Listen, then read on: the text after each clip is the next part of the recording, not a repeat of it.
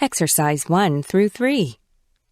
Kuoi was born to a poor family, and he had to work at various jobs to provide for his family. One day, while gathering wood in the forest far from home, Kuoi came up upon a tiger cub and picked it up. Then he heard a frightful growl. It was the mother tiger. Kuoi threw the cub to the ground and scrambled in terror up into the branches of the nearest tree. A moment later, the tigress came crashing through the underbush and growled as she saw the body of her dead offspring. Kuoi, in his haste to escape, had thrown the cub to the ground with such force it had been killed. Then, a strange thing happened. The tigress walked to a nearby stream and gathered the leaves from a banyan tree. She chewed them into a pulp, which she then applied to the head of the dead cub. Immediately, the young tiger jumped to its feet and ran about as if nothing had happened. When the tigress and her cub had disappeared, Kuoi went to the miraculous banyan tree and gathered a handful of its leaves. On the way home, he came upon a dead dog lying by the side of the road. Kuoi then chewed the leaves into a pulp and applied it to the dog's head. After a few minutes, the animal was restored to life. It jumped to its feet.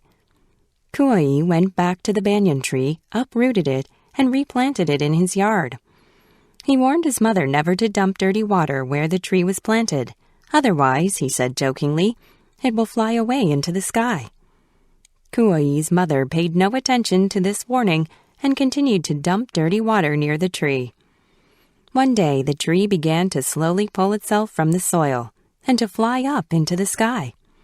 Returning from his chores, Kuoi noticed this and grasped its roots to keep it from flying away. But he was not heavy enough to keep the tree on the earth.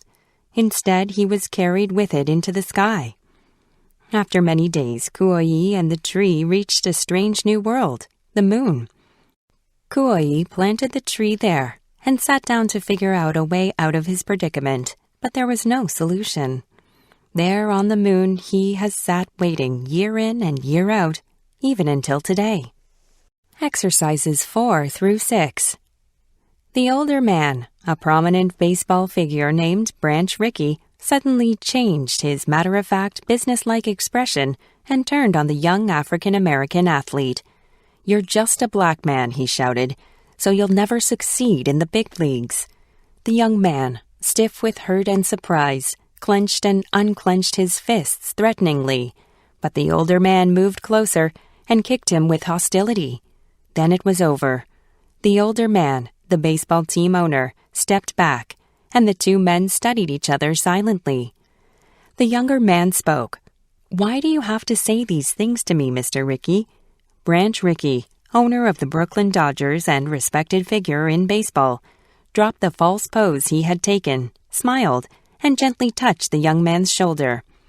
Moments earlier, they had been discussing the possibility of a career in big-time baseball for the young African-American man, Jackie Robinson. The year was 1945, and African-Americans were barred from the major leagues. Rickey had warned Robinson that he would need two things to succeed. These were the ability to play baseball with the best and the ability to stand the massive resentment toward the first African-American player in Major League Baseball. In testing Jackie's patience in the latter, Rickey had tried to demonstrate, through pretended anger, the hate Robinson would meet. "Do you think," said Rickey, referring to his dramatic and realistic portrayal of a racist, "that you can get through this kind of thing?" "I can," replied Robinson softly, "if I pray." Rickey's prediction of trouble ahead could not have been more accurate. There were boos in the stadium, constant insults, and opposing players using steel spikes to hurt him. Teammates refused even to give him the traditional handshake and cheer when crossing the plate after a home run. But Jackie endured. And after his winning the Rookie of the Year award in 1947, fans became aware of the prayer-born patience that made him one of the great men of the game. No one should have to qualify for sainthood in order to play baseball, but he humbled himself. Both he and Rickey were later honored by being elected into baseball's Hall of Fame. Exercises 7 through 9. The abbot woke up early one morning. Nothing was unusual in that.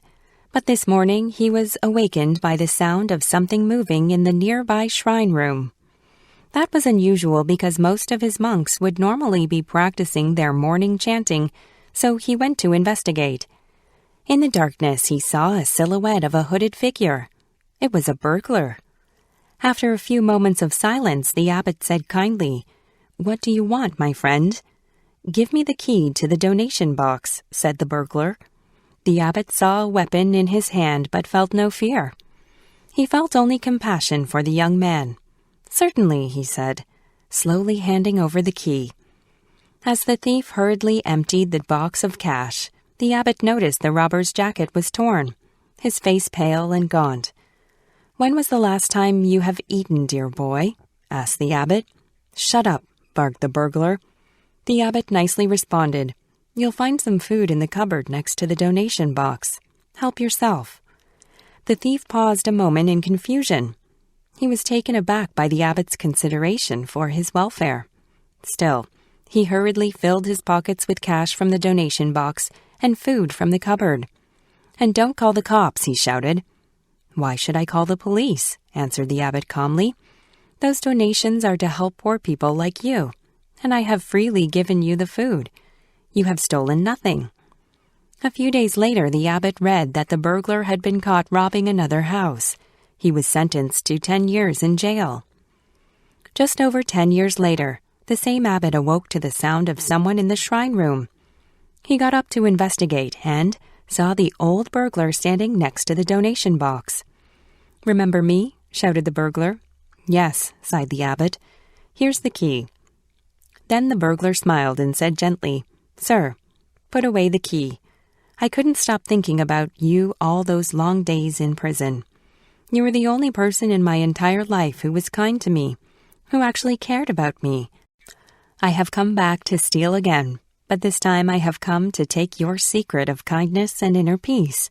Please, make me your disciple." Exercises 10 through 12. It is something of a common idea among animal behaviorists that wild animals do not tolerate disabilities, and that animals who are unfortunate enough to be born with a physical disability or fall ill rarely last very long.